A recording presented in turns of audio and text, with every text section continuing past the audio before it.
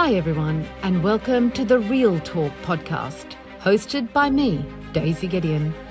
As an award-winning journalist and filmmaker with more than 4 decades of experience globally, but now based in apparently one of the most dangerous cities in the world, Beirut, I decided that the perception of the world was wrong about Lebanon and Beirut, and took it upon myself to prove that fact by introducing you to real people with real stories through my Real Talk podcast. So expect to be surprised, illuminated, entertained and educated about Lebanon and the Middle East through this series. Every episode will take you on a journey into the homes, heartland and highlights of a diverse range of people, from locals to foreigners and artists to activists, and unearth the timeless secrets and stifling syndromes that keep this once jewel of the Middle East paralysed, whilst at the same time untamed and unashamed. So thank you for joining me, and 1,000 blessings to those who also support me through your generous donations. It is only through the assistance of people like you, who expect the media to provide a level playing field, an unbiased discourse, a free and fair point of view, that my team and I are able to continue to seek the truth, produce these reports and share them with you. So click on the donate button below and send whatever you can afford to help keep those stories coming. And please remember to follow me on YouTube by hitting the subscribe button and all my social media platforms. And if you like the podcast, then please tell your friends about Real Talk or share the link. Wouldn't the world be an amazing place if we all amused ourselves with more of the truth and less of the propaganda? I think so. Thank you for your faith and support.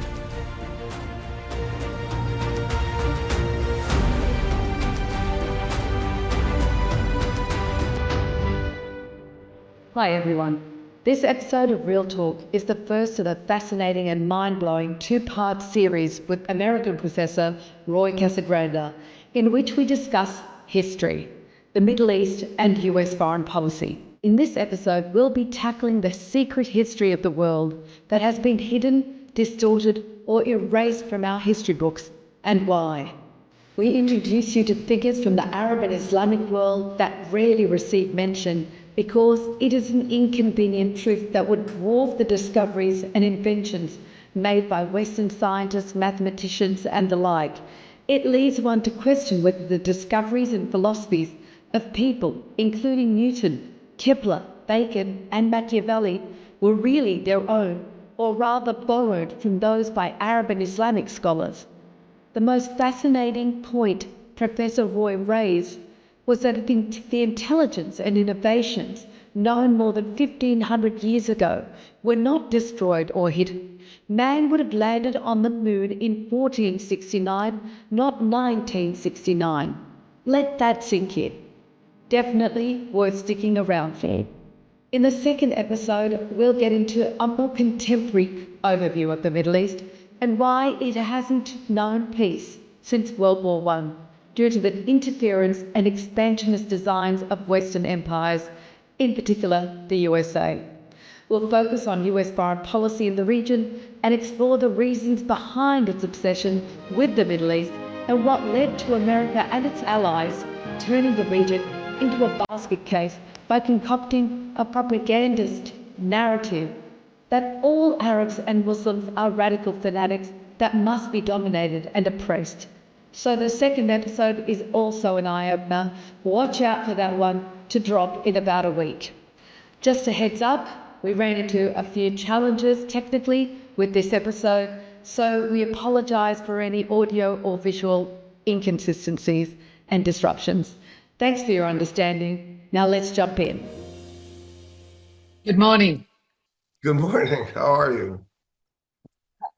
I'm good. I just want to say you have been a source of real enlightenment for me. Although I love history and I studied ancient history, I didn't go deep into the Arab history. And watching your lectures, I felt like I've been deprived of something. And I think that's why I want to get into this subject of, the history that's been hidden from us. It's so refreshing to find people who really want to just tell us the facts and the truth and let us decide. But what we see more and more in the world is that people want to dictate what we know in order for them to guide us into the Yeah, beliefs and the directions they want us to go.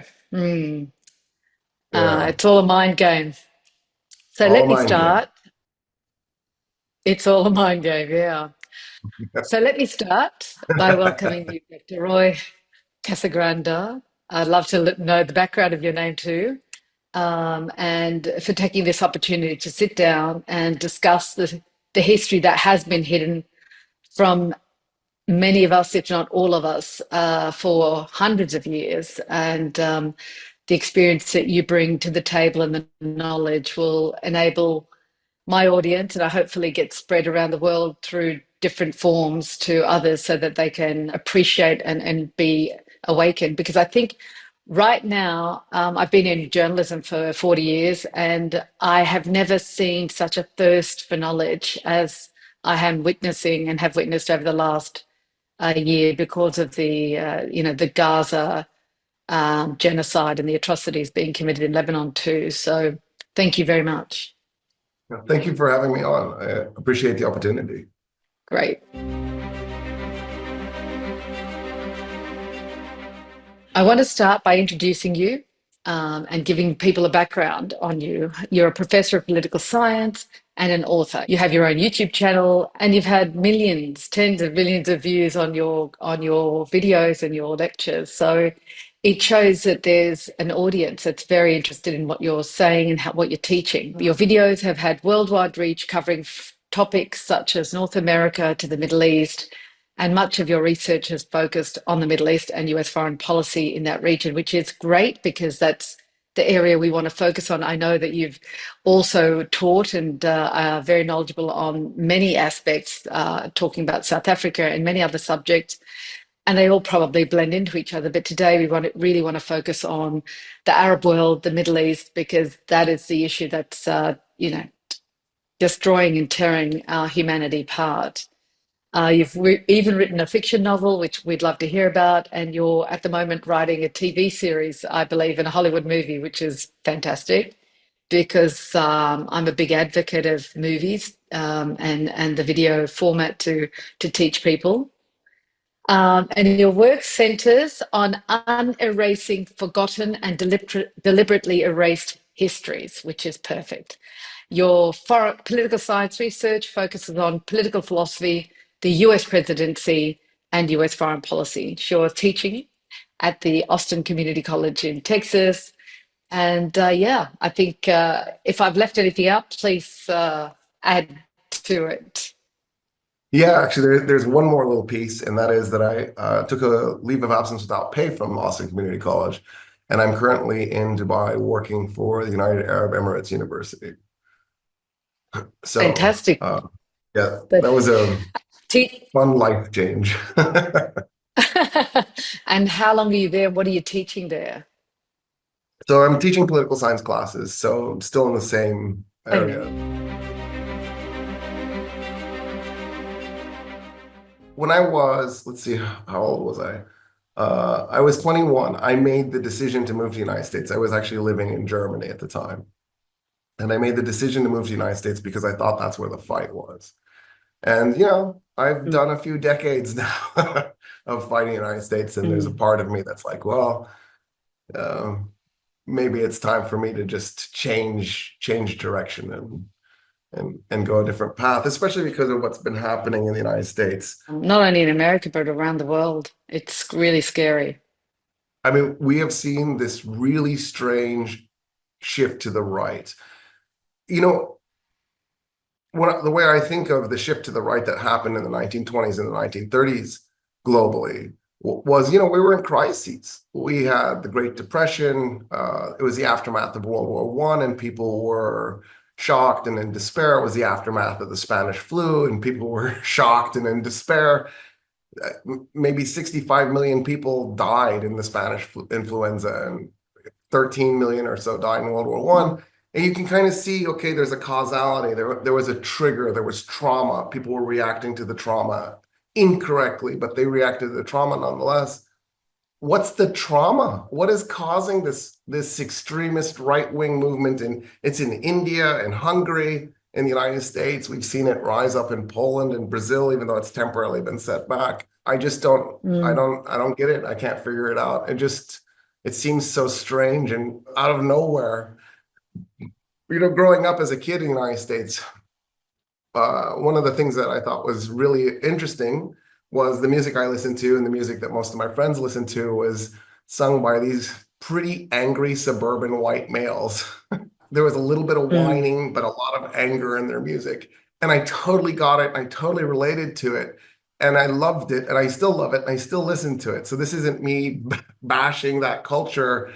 I'm just confused why we were so angry living in our suburban lives where, the only thing I can figure is we just didn't have any meaning in our lives. All there was consumerism and going to school. And maybe that made us angry because we wanted something more in terms of meaning generation. But so maybe that's it. Maybe it's just people are sick of being consumers and workers with nothing else happening in their lives. And they're not being listened to. I think a lot of people are not being heard. I think COVID was a real awakening for a lot of people, and the control of government, and I think that also reawakened that fear. Every time I talk to a lot of young people too, but even adults, I mean, they get into social gratification through drugs and alcohol and whatever, and movies and all of these games, and there's all of this distraction, but they're so unhappy. And they look at me, and I'm just purpose driven just because God made me that way. I look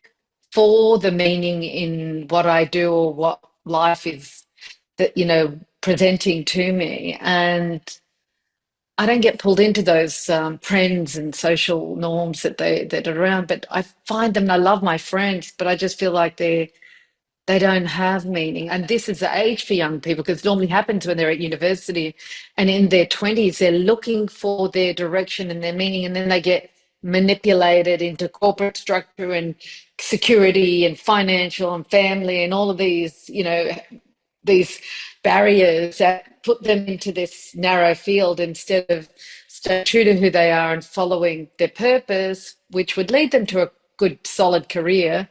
But the world doesn't teach them that. The world says, and even their parents, who've come from hardworking backgrounds, tell them you've got to get a secure job, but without meaning. I don't know. I'm just, talking from what my experience, but it is a conundrum for us to look into. But I think you're right when you mentioned the lack of meaning and purpose.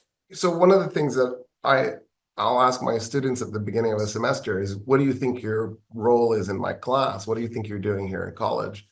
And the answer pretty consistently is, I'm here to get a degree so I can get a good job. And I'm like, no, you're here to figure out who you are and what your passions are, so that you can have hopefully a career that follows your personality and your passions and fits you. And the way you do that is by taking classes in every subject and trying to figure out what you like and what you don't like. I think people are too utilitarian. They see the goal and they see the means to achieving the goal, but they don't realize that actually the means also is part of the process. And I think that's what's happened to education, is people just see it, I can get a college degree so I can get a good job, as opposed to I can get a college degree to figure out what I'm supposed to do the rest of my life. It's a shame and it's a mistake. And the trend in academia has been to get rid of the useless classes or the extra classes. And those classes weren't useless. They weren't extra. They were necessary. They're part of the process. Yeah, the broadening of the mind, the perspective, we have this degree, and then I'll get into the real questioning. I love this conversation because we need to talk about what's going on to be able to help find solutions.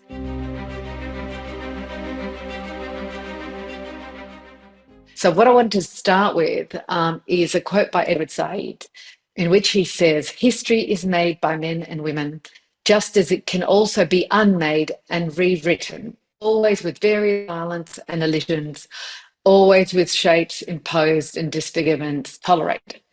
What this points to, I assume, and you can correct me, is the fluidity of narrating history. Those who control the pen get to choose how history is viewed and how the story is documented. And Middle Eastern history has been impacted a great deal by this, as you know, why we're having this conversation. It's extremely controversial from the recent history, the last 100 years, for instance, but we do want to go back. But from the recent history, Sykes-Picot Agreement, which split the region into states, to the differing narratives between the Palestinians and the Jews, each clinging to a narrative which will forever put them at odds.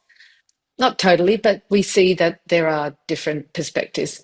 Today, I'd like us to look at the narrative, write a narrative about the Middle East, one rooted in facts and away from the pen of the coloniser. I want to ask you, and this is where I want to teach people and my audience, because whilst it has your videos and knowledge has been spread widely, I can't believe how many people still don't know and understand. And that's why I want to come back and start with this to, you know, to look at the narrative or look at the history, the facts that you know about the Middle East, about the Arab world, and let's tell them as a starting point some of those characters, some of the history that they should know. I'd love you for you to tell us who are the names that should be immortalized and everyone should know about in that scope because of what they've contributed to the world. That's a nice, big, broad category. So first of all, I guess we should point out that you started by saying this narrative thing with the Edward Said quote. At some level, what we do as a species is we commit acts of violence against each other, and then we create a narrative to try to make sense of that. And so in a way, that's really what history is it's a series of violent events strung together with a good narrative. Well, with a narrative, it might not be a good narrative. I think we want to do that for a couple of reasons. One, we want to make sense of what happened. And the other thing that we want to do is also find meaning in what happened. So the narrative doesn't necessarily have to be a victorious outcome. I'll give you an example. Pristina, which is a city in Kosovo, is regarded by Serbs as a very important city in their history because that's where the Ottoman Empire defeated the Serbs. So the Serbs have commemorated this defeat as opposed to commemorating a victory. I think a lot of people think it's just about victories. It doesn't have to be. And so a lot of Serbian identity is wrapped up in this city that they no longer have control over. And so that creates a new trauma because now they're thinking, wait a minute, you know, Pristina should be ours. Look at the historical attachment we have to it. And so one of the complexities that we have is when I have a set of narratives and you have a set of narratives and they don't match, we have a problem because how do we merge them together, which is, of course, what you alluded to with the Palestine-Israel situation. One of the things that we also know to be true is those narratives change with time. And I guess that's one of the goals that I have had as I set out to unerase people. The erasure that has happened, some of it was just by accident, and it's just the process of forgetting and the process of over time, we've lost material, we've lost information. And to a large degree, or I don't even think large degree, to a small degree, archaeology has done some work in trying to undo that erasure, or that amnesia, really. Having said that, a huge chunk of what we've lost was definitely deliberately lost. It wasn't just that the person was forgotten because of history. The people were literally deleted. And probably the biggest population of people to be deleted are actually women. So women have played a massive role in history for obvious reasons. Not only are women, 51% of the population, women have always had leadership roles. Women have always had some measure of control over the society around them. Even in misogynistic societies, women have had influence. And so it's really interesting to dig in and try and find those missing people. I'll give you an example. It's one of my favorite ones. Socrates' teacher was a woman named Aspasia. Now, We don't know a lot about her because when Wow. the Roman Empire became Christian, they didn't like that Socrates' teacher was a woman. And so the Christians spent a lot of time trying to delete her. But we know that she existed, but people will tell you we don't even know she existed. One of the reasons we know she existed was she was Pericles' lover. And so she's Oh, mentioned in the wow. historical record in a different capacity. She's also from Miletos, and Miletos is in what is today Western Turkey.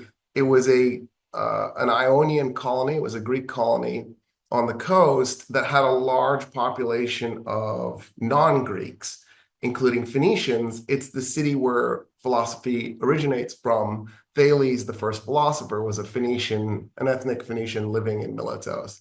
And so she comes out of this deep tradition of philosophy that was taking place in Western Anatolia and goes to Athens and effectively spreads it by teaching Socrates.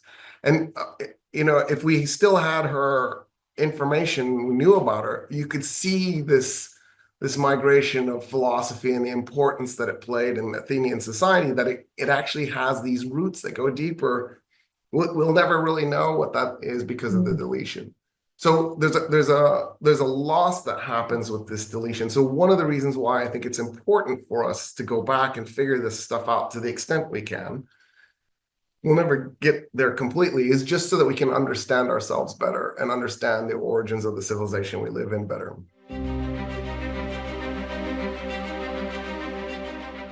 In the case of the Arab world, the deletion happened because of the following. So I'm going to take on the term anti-Semitism for a second. So anti-Semitism was created as a term in the late 1800s because the people who were anti-Semitic used the term Judenhass to describe what they believed, which just means Jewish hatred. And Judenhass sounds emotional.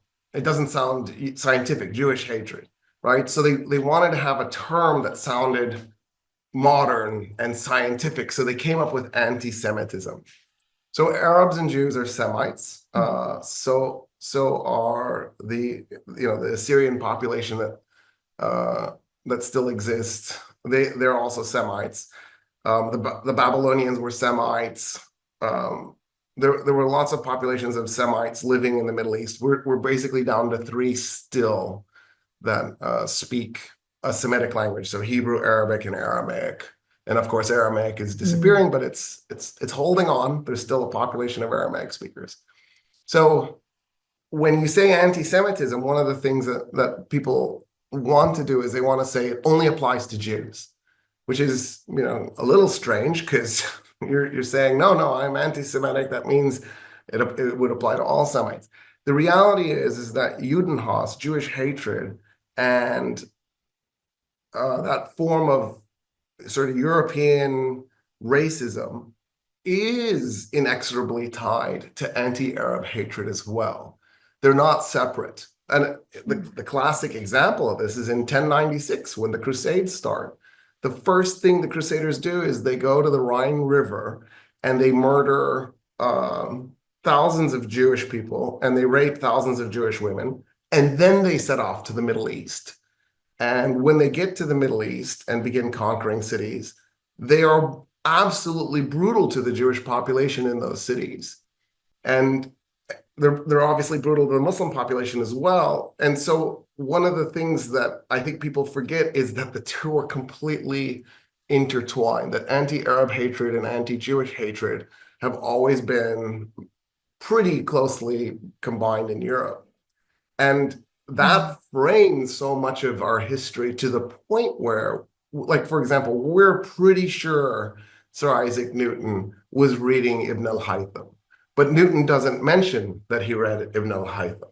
He just simply lifts some of Ibn al-Haytham's beliefs or knowledge, information, and then claims it as his own, and then pretends he never read Ibn al-Haytham because why would he? That guy was an Arab, he was a Muslim, he was basically subhuman. And so in Newton's mind, it was okay to do this. he wouldn't have been probably as willing to do this with another European, although there's Leibniz, of course, claims that he stole. So, or we claim that he stole from Leibniz. I don't think that's necessarily right. I think Newton stole from Ibn al-Haytham. And Mm.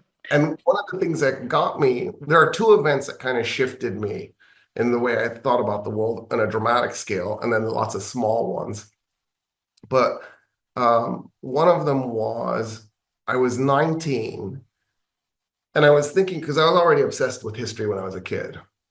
I was thinking about the fact that as a 19-year-old, I didn't know anything about the Middle East from basically 476 AD until, sometime in the modern era. So maybe 1800 AD. And I thought that's a really huge gap in my knowledge. 14 or 15 centuries of information that I don't have. So I went to the library and I checked out a book written by John Bagot Glubb. And I started reading this history of the Muslim conquest of the Middle East and thought, why weren't we taught this?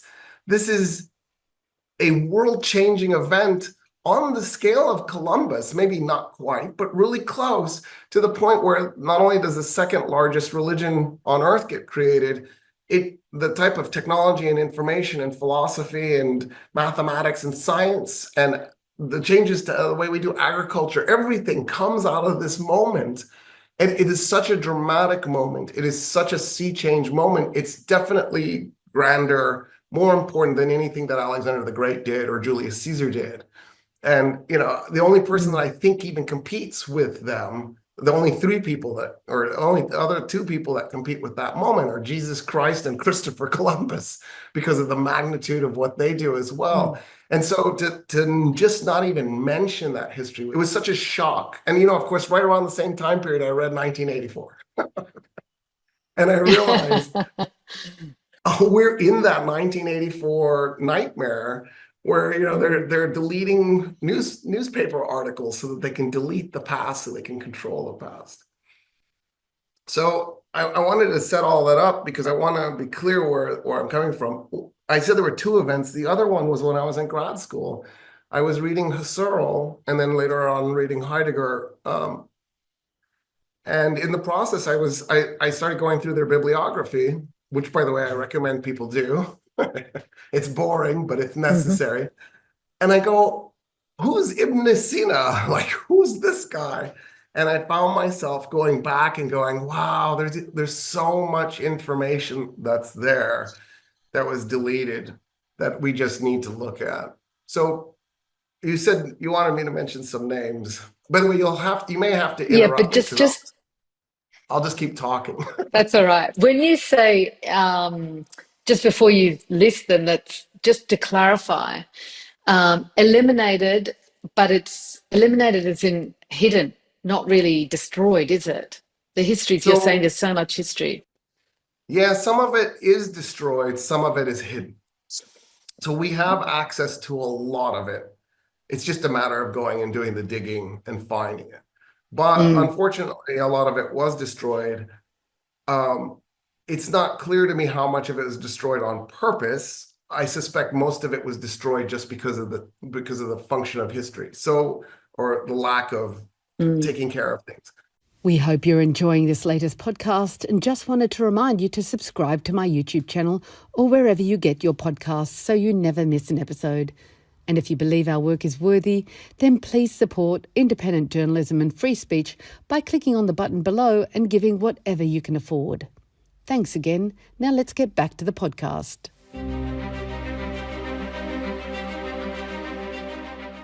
I mentioned Ibn al-Haytham, so I'll just bring him up as an example.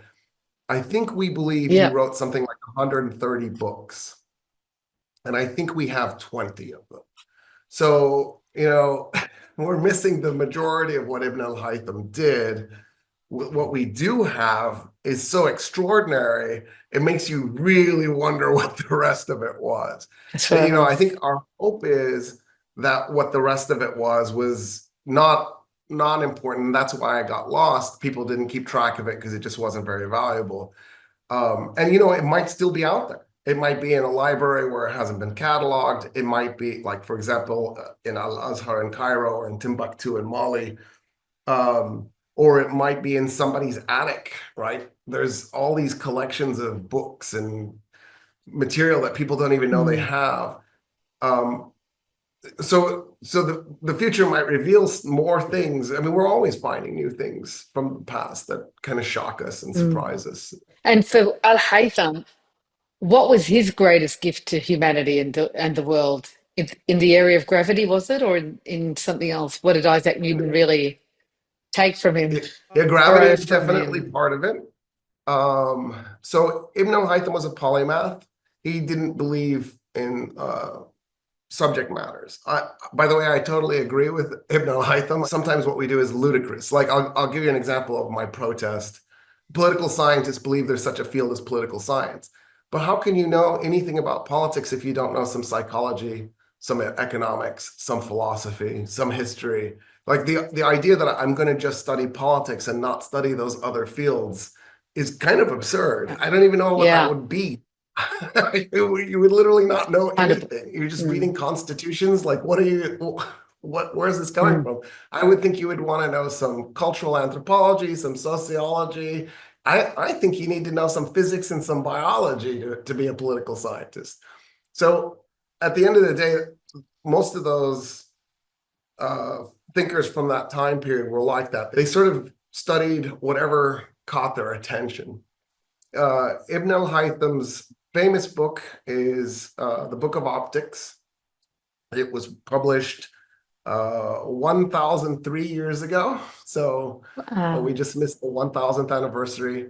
And his works, really, a lot of it was focused on mathematics and physics. He asserted that all objects in the universe exert gravity on each other. So that was an amazing and important observation. I don't know how he made it, but he was right, obviously.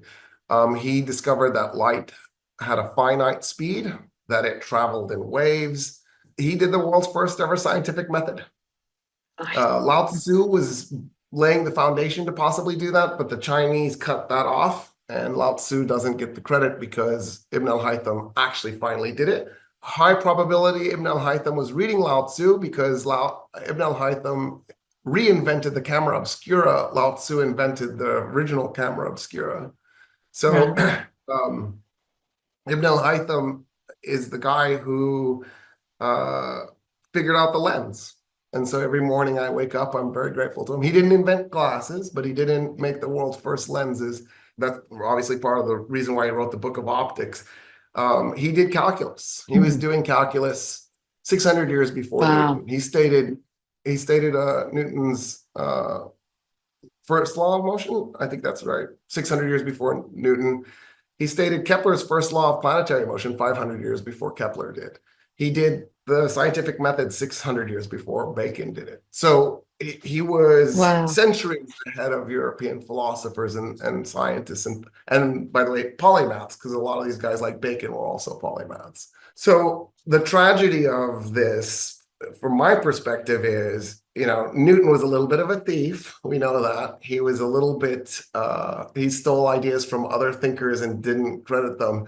And so we tend to pile too much on Newton and not give credit to his points of origin. But in any case, that history is important for not just understanding who we are and how we got here, but also by erasing it, it gives you the power to then say, what did the Arabs produce? They didn't produce anything.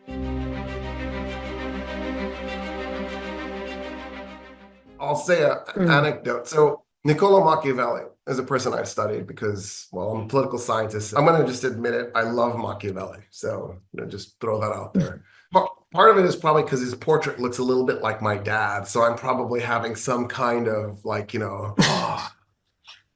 thing moment with him. And I am part Italian. Connection. So yeah, there's a connection. So I'm biased. I just want to get my bias out there. But Machiavelli didn't write The Prince and then the discourses on Livy out of nowhere. He read a bunch of material first, including obviously Livy's The Punic Wars, right? Because that's what the discourses on Livy come from. But it's also very clear that he was reading a bunch of Muslim thinkers. So, for example, he was probably almost certainly read Nizam al-Mulk's Siyasatnameh. So a lot of Muslim and Arab, actually, I'm going to shift the way I say this because it's complicated. There were Christian and Jewish Arabs and Muslim Arabs doing this philosophy. And then there were non-Arab Muslims also. So there were a bunch of Persians involved in this. I don't know what term to use because I don't want to delete the non-Muslims and I don't want to delete the non-Arabs. So saying Muslim is great because then I include the Persians. Saying Arab is great because I include the Jews and Christians. It's complicated. People from that region. Yep, there you go. People from that region. The people from the region that stretches from the Indus River to the Straits of Gibraltar. They were writing a series of what we call mirrors for princes. There's a bunch of these guys, maybe a dozen. And what they were books that tried to advise a prince on how to rule a principality, how to be a good leader. So what Machiavelli really did was he took all his own personal experience and then all the material that he had read from these guys and he put it into these two books. And they're phenomenal. And it's a great shortcut for us because now you don't necessarily have to read the dozen guys before because he's synthesized it. It's just he didn't credit them in the process. He credited some of the people he read. He definitely doesn't credit any of the Muslims that he read. And we know he was reading them because Dad bought him books from Muslim traders that he was reading. In other words, his dad is the guy who started the process of giving him this education. And the way he was doing it was by getting these books. They were no longer truly banned in Europe, but they had been banned and they were frowned upon. And you weren't supposed to read them because they would corrupt you and take you away from your Bible study. And so in a way, what Machiavelli is doing is he's rebelling by reading all this material. He was also a polymath. He wrote plays. He wrote a book called The Art of War. He wasn't just doing political science.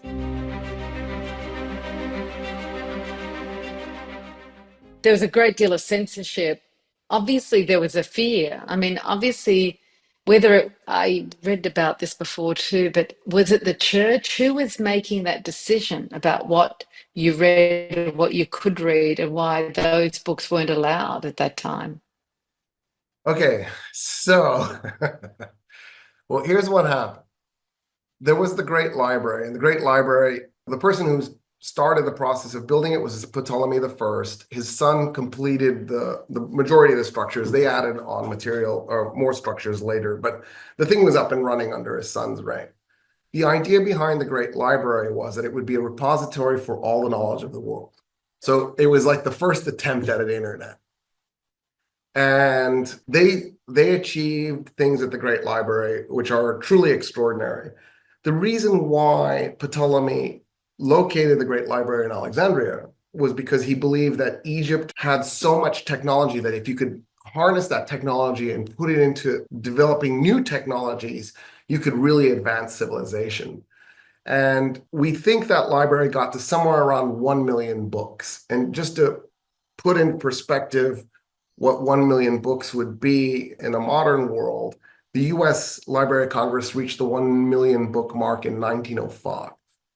So in terms of quantity of information, the Great Library was roughly where the United States was 119 years ago. Now, I said quantity because it obviously wasn't there for quality. By 1905, we had internal combustion engines and we had electricity and we had flight. So they didn't have those things in Alexandria, but they did have steam. An inventor named Heron had invented the world's first ever steam engine. And he also, by the way, invented the world's first ever rocket. It was a steam-powered rocket. Because the engine was too big, it couldn't lift off the ground, so it just spun in circles. He made a mechanical play using gears and cogs and levers and whistles, and it was steam-powered, and it was like a TV screen. It would change scenes, and it was animated, and parts would move around. That great library had the potential to someday really advance us technologically. They codified geometry there. They figured out the size of the Earth. They were off by 1%. by the way, 300 years before the Great Library was invented, the pharaoh Neches II sent an expedition that proved that the Earth was a sphere. That happened 2,000 years before Columbus. So people really need to stop talking about Columbus figured out the Earth was a sphere. He didn't. He thought it was pear-shaped and about half the size that it actually is. When was So, the okay, era so of the this Great great, Library? What years are we talking about? I think the foundational stone was like 290 BC. I don't think we have a firm year, but right around there. Mm. And it's destroyed and burnt to the ground in 391 AD or 392 AD. So it lasted for 680 years. It's destroyed in 391 or 392 because the Roman Empire had transitioned to Christianity rapidly and in a fanatic way, right? So Emperor Constantine makes Christianity one of the two official religions. And then in less than 100 years, like 70 or so years, Christianity went from being one of the official religions to being the only permitted religion.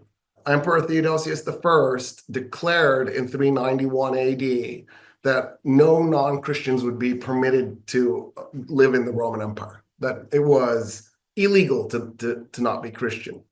Well, the problem, of course, with that was there was a huge pagan population and a significant Jewish population. And so all of a sudden, those people were effectively illegal.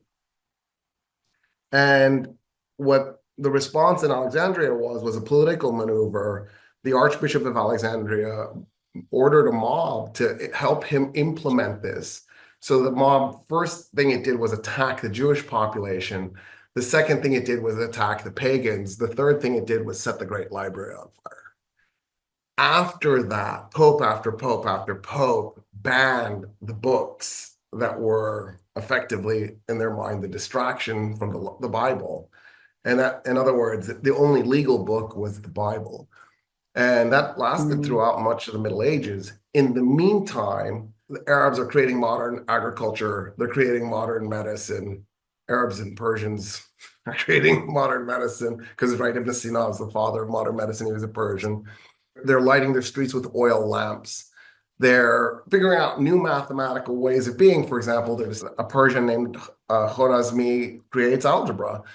When the Romans tried to say Khwarazmi, they said algorithm. And that's how we got the word algorithm, because Khwarazmi wrote the world's first ever algorithm. And so when Europe is, using its streets as a sewage system, and they've banned books, and they have a closed off peasant society ruled by a bunch of religious fanatics who are constantly warring with each other, the Middle East, for the most part, is this calm place where science and philosophy have taken off, and there's brand new technologies. So what Europeans call the Dark Ages And is it's the civilized. golden And era of enlightenment. and I there's didn't a hear lot the of last. civilization in that space. I was just saying, Absolutely. you're saying it's an era of peace, and yeah, but it's civilized. It's not, militaristic and driven by aggression. This is the beauty of peacetime: creativity, innovation. The mind is allowed to explore its own limits. So it was quite mind-boggling, because humanity and technology and industrialization would be much further advanced if it wasn't repressed for 500 or 1,000 years, the knowledge and the advances that they made, the discoveries they made at that time, because we then, happened upon them, or bright minds in the 15th, 16th, 17th, 18th century finally caught up with what you're saying was really discovered 500, 800 years earlier. Yeah. I mean, Do you Carl think? Sagan actually says this in Cosmos. He talks about the burning Great Library. That's the Mm, first time I ever heard about it, was as a kid watching Cosmos. And what he said was, we mm. lost 500 years. And another way to think of that is we would have landed on the moon in 1469, not 1969. Wow. Wow. I wanted to ask you then, just to wrap this point up, because we could go on forever and I'd love it. But on this point, who do you believe is responsible? I mean, conquerors and the winners, the winner takes it all. We all know that. But Isn't it a responsibility upon the people of those places to know their own history and preserve it and make films about it? Have there not been a history, great movies? And I know the 70s and 80s, there were some producers who were of Arab, Syrian, Egyptian Yeah. background who made some films in Hollywood. The Lion of the Desert with Anthony Quinn. In the 20th century, films, Hollywood became the form of communication and the way of reaching people's minds. And I love watching movies that have a historical bent or they're based on people's lives. But the reason why everyone grows up knowing that the Holocaust was a tragedy was because of the plethora of films that they continue to produce different stories. And it shouldn't be ignored, but where is the balance? So where is our role? I'm talking about me as a Lebanese or the Arab world. Why haven't they're in the movie. Egypt's got a thriving film industry, and now Saudi Arabia is investing tremendously into this area. Have Arabs failed themselves by not writing more stories, telling novels, making movies, and in particular, doing it in English? You're 100% correct. Arabs have definitely dropped the ball on this. There's just no two ways about it. Having said that, there's some historical reason for some of that. It wasn't completely out of the blue. So one of the things that history tells us is every civilization ends. There's never been an exception. I don't see any reason for there to be an exception going forward. So we have had basically in North Africa, the Middle East, Europe, we have had 4 really amazing ages with high technology. And the 3 previous ones crashed and burned. So the third one was the one that the Arabs created. And it does crash and burn. It's 1, 2, 3, 4 punch that brings it down. First of all, the state itself, the Arab Empire, starts to disintegrate and breaks apart. And once that starts to happen, stability starts to be replaced by internal warfare and rivalry. Then the Crusades happen. There was actually something that happens right about the same time the Crusades happen. There's a guy named Ghazali, and he writes a book called The Incoherence of the Philosophers. And he says, look, we're spending too much time on science and philosophy and math. And what we need to do is we need to spend more time on studying the Quran. And the reason is because the Quran provides us with answers. Whenever we go to science or philosophy, for when we ask a question, the answer is 3 new questions. And all it does is create more uncertainty. And all we end up with is more unanswered questions. So there's an intellectual power struggle taking place in the Middle East. A guy named Ibn Rushd writes a book in response called The Incoherence of the Incoherent. Right? One of my favorite ever book titles.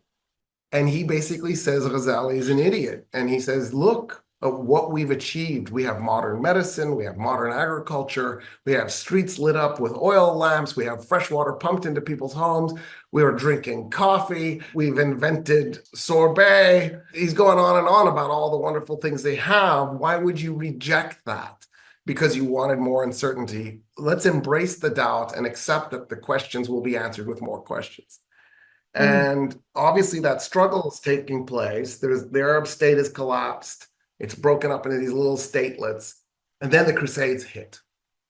Now, the Crusades in and of themselves weren't catastrophic. The chunk of land that was occupied by the Crusader states was relatively small. The number of people who died over the 195 years of the Crusades was like 1 million people. It was a relatively small population because it spread out over 200 years, right? It's not all at once. But it tied up so much of the resources in the region and created so much chaos and created so much trauma that it helped the Mongols conquer. Now, the Mongols come through, they destroy Baghdad, they destroy Damascus. They're on their way to invade Egypt. An Egyptian army, the Mamluk were in charge of Egypt at the time, in 1260, defeat the Mongols for the first time in a land battle in Palestine in a place called Ain Jalut. And the Mongols go, okay, conquering Egypt looks like it'll be impossible. We've never been defeated before. This is really weird. Let's go conquer something that's easy. And so they turned north and conquered Russia. I know everybody says you can't conquer Russia. The Mongols did. Anyway, so that event in and of itself was absolutely catastrophic because basically the Asian part of the Arab world was destroyed. So the only thing left of the Arab world was the North African part at that point. And Baghdad had been the cultural and intellectual center of the Middle East. The city is literally destroyed. There was 1 million people living there. 800,000 are dead now. And so in a way, it was like having half of your body chopped off. Eventually, you could recover from that, except the Mongols end up staying. They convert to Islam, and then we get Timur Lang, and he goes on another rampage right around the year 1400. You could have recovered from that too, possibly, except that just before that happened, 1347, 1348, the bubonic plague rages through North Africa, the Middle East, and Europe, and it killed half the population of the Middle East.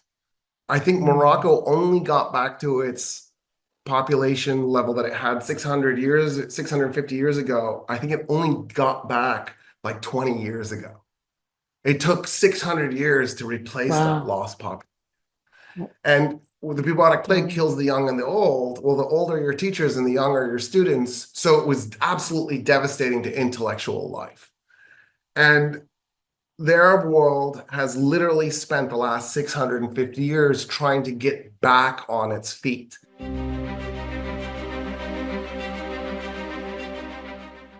Interestingly enough, the Ottoman Empire is an expression of that. Obviously, the Ottomans were ruled by Turks. I don't want people to think I'm deleting the Turkish part of this. But their goal really is to do two things. One is to replace the Roman Empire and make a Muslim Roman Empire. And the other part is to bring the Arab world back onto its feet. And they do a fantastic job to a large extent. The Ottoman Empire is a definite recovery, not a complete recovery, but a partial recovery. And, the Ottoman Empire was technologically at the same level of Europe all the way through the 1600s. What happened was the army was a conservative force that didn't like innovation.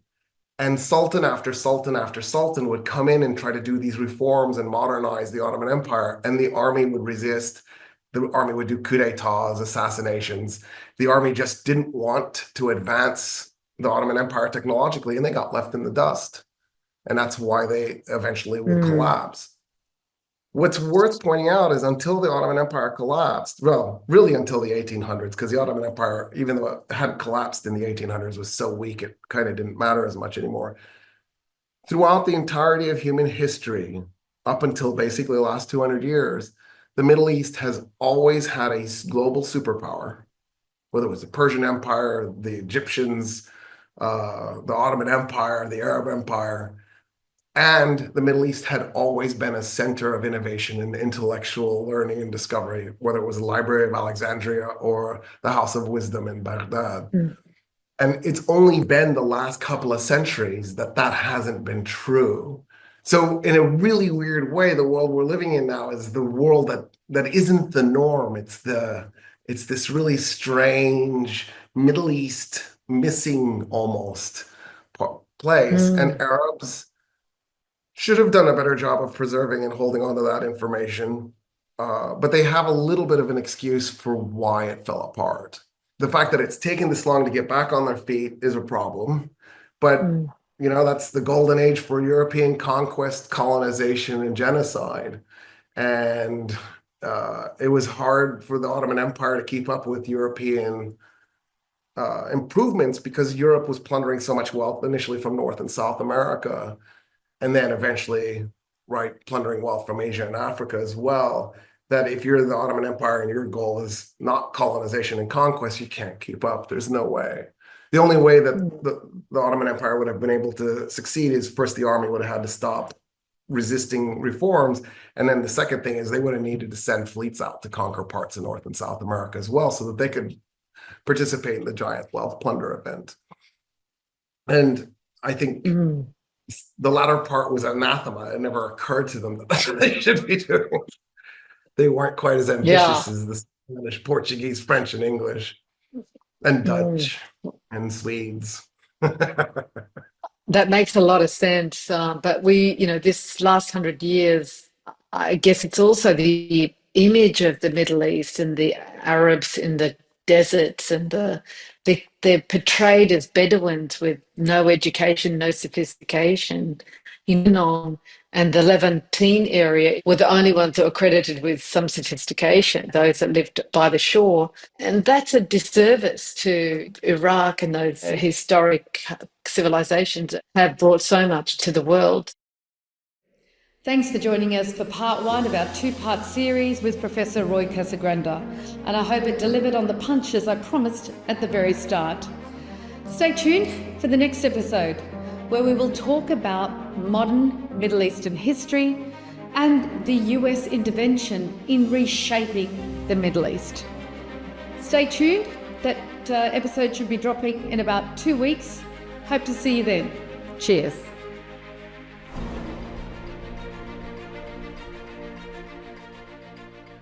Thank you for tuning in to another episode of Real Talk and experiencing firsthand the real stories told by real people. I hope you found value and meaning and encourage you to subscribe to my YouTube channel or wherever you get your podcasts. Your ongoing financial support is vital to our ability to continue delivering these stories, so please remember to click on the donate button in the description, giving only what you can afford. I spent my whole life giving my time, money and skill to serve human rights and social justice causes, and I know it's not easy to keep giving selflessly. But this work is important because the mainstream media has failed to live up to their obligations. So we need to step up, speak up, or we're no better than them. I believe by tuning in to this podcast, you are someone who wants to know the facts and the truth, so you can independently decide what to believe and what not to. My job is to deliver that information. Yours is to place a value on it. Whatever you decide is humbly welcome. Thanks again, and see you on the next episode of Real Talk.